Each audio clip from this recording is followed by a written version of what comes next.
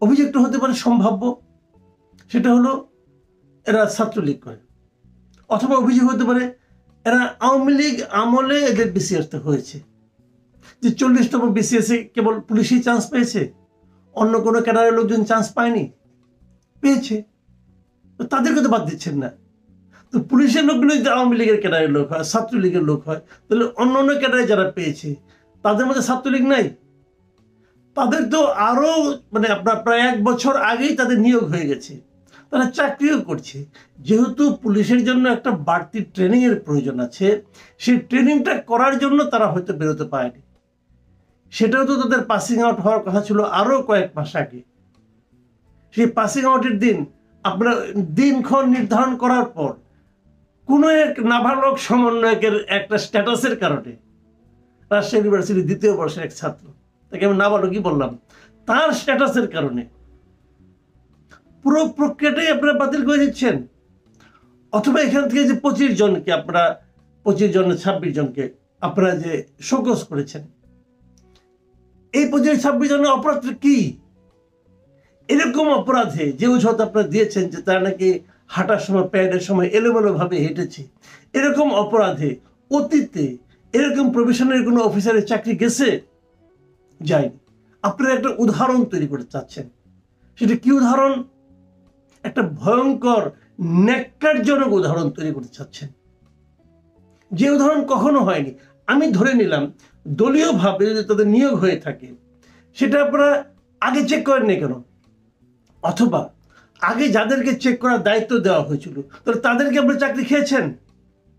ধরেন NSI, DB অথবা যাদের নাকি এ সমস্ত চেক করার কথা, যারা নাকি এগুলো নিয়ে আপনার সরকারকে জানাবে যে গোয়েন্দা রিপোর্ট, সেই গোয়েন্দা রিপোর্টে আগে যারা এদেরকে মানে যোগ্য বলে অভিহিত করেছিল, তাদের কোনো অপরাধ হয় নাই যদি এরা অযোগ্য হয়ে থাকে, তো তারা তো সবাই বহাল তবিয়ত আছে।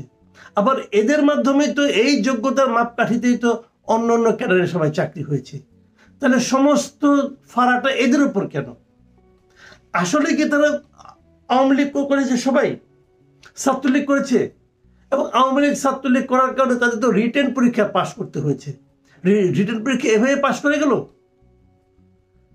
এমন অনেককে আমার কাছে একজন লিখেছে, আমি একজনের চিঠিটা আপনাদের একটু পড়ে শোনাই। একজন আমাকে লিখেছেন যে আমি স্কুল, কলেজ, ইউনিভার্সিটিতে কোনো ধরনের রাজনীতির সাথে জড়িত ছিলাম না, এমনকি আমার পরিবার বা আত্মীয় স্বজনের মধ্যেও কেউ কোনোদিন কোনো রাজনীতি করে নাই, সবাই কৃষি, গ্রাম্য বাজারের মুদির দোকান এসব কাজকর্ম করে চলে। আমার পিতা জীবনের বেশিরভাগ সময় বিদেশে কাজ করে আমাকে বড় করেছেন। দীর্ঘদিন অসুস্থ ছিলেন এবং আমার চাকরিতে যোগদানের 2 সপ্তাহের মধ্যেই উনি মারা যান। রাজনীতি করার মতো প্রয়োজন, সময়, শক্তি বা ইচ্ছা কোনোটাই আমাদের কারোরই ছিল না। আমি বিশ্ববিদ্যালয়ের আবাসিক হলেও কোনোদিন থাকি নাই। ছাত্র পড়িয়ে আত্মীয়র বাসায় থেকে পড়াশোনা করেছি। রাজনীতি তো করা তো দূরে থাক, পড়াশোনা চালিয়ে যাওয়ার খরচ নির্বাহ করাই কঠিন ছিল। ভাবুন, এরকম একটা ছেলে, একটা বিসিএস পরীক্ষার কতদিনের প্রক্রিয়া বলেন? এরা 2018 সালে বিসিএস এর অ্যাপ্লাই করেছিল, প্রথম যে বিসিএসটা, যেটা নাকি কোটামুক্ত বিসিএস ছিল। সেই 2018 থেকে যদি প্রক্রিয়া শুরু হয়ে থাকে, এখন 2025 সাল চলে এসেছে। 7 বছর ধরে তারা একটা প্রক্রিয়ার মধ্যে আছে এবং তারা জানে তার চাকরিটা হচ্ছে, ট্রেনিং হয়ে গেছে, সবকিছু শেষ। এখন কেউ একজন বলল যে ও ছাত্রলীগ করে, সঙ্গে সঙ্গে সে ছাত্রলীগ হয়ে গেল। এদেশের প্রশাসন, এদেশের নিয়ম কানুন এত ঠুনকো যে কেউ একজন বলল, যে বলল সে পাওয়ারফুল, সে আজকে পাওয়ারফুল, কালকে সে পাওয়ারফুল নাও থাকতে পারে। তখন আপনি কি করবেন? এদেরকে আবার ফেরত আনবেন? এটা কেমন সরকার? এই একজন মুখ দিয়ে বললো খারাপ, সঙ্গে সঙ্গে তার বিরুদ্ধে আপনি অ্যাকশন নিয়ে নিলেন। এটা হলো কিছু? অথবা কারো কি অন্য কোনো মতলব আছে? ছাত্রলীগ ছিল, এখন আপনার কাকে আনবেন? তাহলে শিবিরকে আনবেন, ছাত্র দলকে আনবেন, তাহলে লাভটা কি দাঁড়ালো? আমরা তো একটা প্রশাসন চাই, এবং এই যে লোকগুলো গিয়েছে, লোকগুলো বলতেছে তারপর তাদের ফ্যামিলিতে কখনো কেউ পলিটিক্স করে নেই। তার অপরাধ কি হতে পারে তাহলে? এখন আর কি পাবেন অপরাধ? হ্যাঁ, একটা অপরাধ হতে পারে, সে হিন্দু, এটার অপরাধ হতে পারে। কিন্তু এটা কি এই দেশে হওয়া উচিত?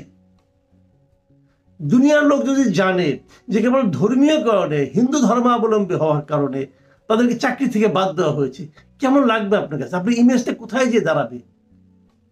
এবং ইন্টারেস্টিং যে এই যাদের বাদ দেওয়া, আমি সর্বশেষ যে খবরটা পেলাম যে 26 জনের মধ্যে নাকি মোটামুটি 22 জন নিশ্চিতভাবে বাদ পড়ে যাচ্ছে।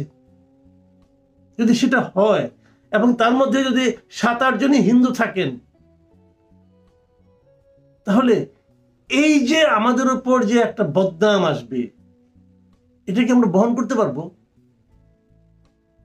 আমরা সবসময় বলছি যে একটা ঐক্যবদ্ধ জাতি চাই, একটা বৈষম্য বিরোধী জাতি চাই। এটা কি বৈষম্য করা হচ্ছে না?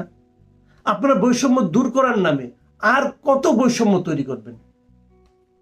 কেন করবেন?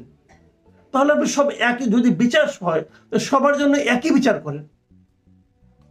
এই কয়েকটা 25-26 জন ছেলে মেয়ের জন্য এটা কেমন বিচার?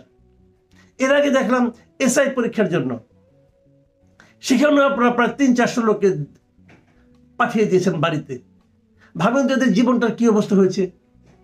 এরা তো অনেকদিন ধরে প্রস্তুতি নিচ্ছিল। যদি আওয়ামী লীগ হওয়ার কারণে এদের বাদ দিতে হয়, তাহলে গত 15 বছরে যত নিয়োগ হয়েছে সব বাদ দেন। এই সময় যত সচিব হয়েছে তাদেরকে বাদ দেন, পারলে পরে পুলিশে যত ঊর্ধ্বতন কর্মকর্তা আছে তাদেরকে বাদ দেন। এরা তো একদিনও চাকরি করেনি, ট্রেনিং এর মধ্যে আছে। যারা আওয়ামী লীগের সার্ভিস দিয়েছে তাদেরকে বাদ দেন পারলে। পারবেন তো না, পারবেন নিরীহদের উপর হাত দিতে। আপনারা বলছেন যে পুলিশ বিভাগকে আপনারা পুনর্গঠিত করবেন। কি কি উদ্যোগ নিয়েছেন? এটা কি পুনর্গঠন করার উদ্যোগ? আমি জানি না এসব কথা আদৌ কারো কানে যাবে কিনা, কিন্তু আমি মনে করি এ ধরনের বৈষম্য, এ ধরনের আমি এটাকে নির্যাতনের পর্যায়ে ফেলবো। অনেকে আছে এর মধ্যে বিসিএস পুলিশ অফিসার হয়েছে, তারা বিয়ে করেছে, তারা একাধিক চাকরি ছেড়ে এসেছে। একজন দেখলাম যে 7টা না 8টা চাকরি করেছে, এর মধ্যে মেধাবী ছিল, চাকরি করেছে, এখন তার বয়স হয়ে গেছে 32। সে তো কোথাও চাকরিও করতে পারবে না। সে কি করবে? আপনি একটা ফ্যামিলিকে পুরো একটা ওর সঙ্গে জড়িত যত লোক আছে সবাইকে এরকম হতাশার মধ্যে ঠেলে দিবেন, এটা আসলে উচিত না। ভাবে হাঁটার অপরাধে যদি আপনাকে অপরাধ বলেন, এর চেয়ে হাস্যকর অজুহাত তো হতে পারে না। তারপরেও যদি আপনি বলেন সে অপরাধটা কি, যে তারা নাকি এলোমেলো ভাবে হেঁটেছিল এবং সেই অপরাধে প্রবেশনারি যারা নাকি অফিসার ছিল, যাদের নাকি পাসিং আউট হয়ে যাওয়ার কথা ছিল আরো 3 মাস আগে, তাদের বিরুদ্ধে শোকজ করা হয়েছিল। আমি মনে করি সরকারের এই বিষয়গুলো মানবিক দৃষ্টিকোণ থেকে বিচার করা উচিত।